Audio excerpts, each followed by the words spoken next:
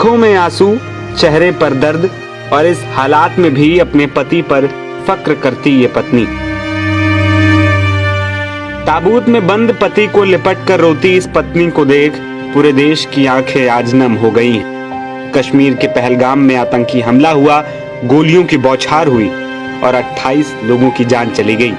इन 28 लोगों में एक नेवी का लेफ्टिनेंट भी शहीद हो गया। जब उसका पार्थिव शरीर बुधवार को दिल्ली पहुंचा तो पत्नी ताबूत के सामने टूटकर बिखर गई।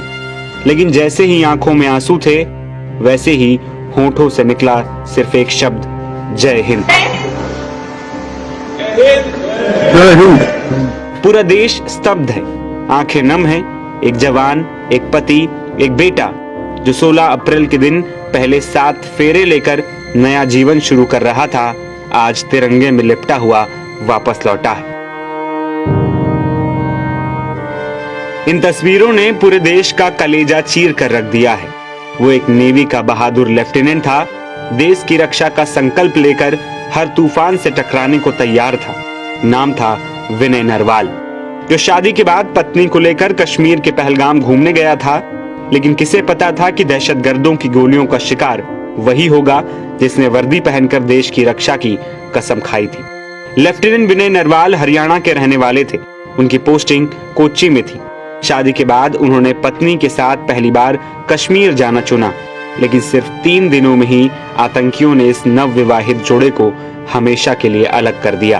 कहा जा रहा है कि 16 अप्रैल को दोनों की शादी हुई, 19 अप्रैल को रिसेप्शन का कार्यक्रम था। इसी के बाद दंपत्ति 2 दिन पहले ही हनीमून पर जम्मू कश्मीर आए थे।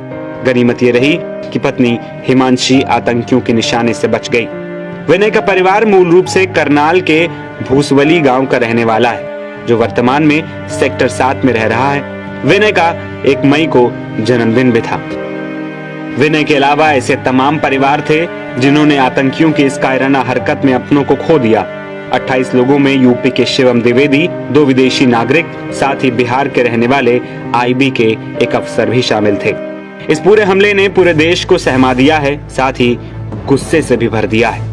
दूसरी ओर इस हमले के बाद सेना, सरकार के मंत्री और सुरक्षा सलाहकार एक्शन मोड में हैं। कश्मीर के अलग अलग इलाकों में सर्च ऑपरेशन चलाया जा रहा है।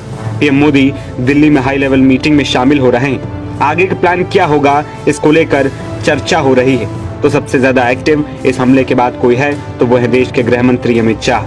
प्रधानमंत्री मोदी के फोन कॉल के बाद से वो कश्मीर के लिए रवाना हुए थे और लगातार ग्राउंड जीरो से नजर बनाए हुए हैं। फिलहाल सबकी निगाहें इस बात पर टिकी हैं कि आखिर हमारी सेना, हमारी सरकार कब तक उन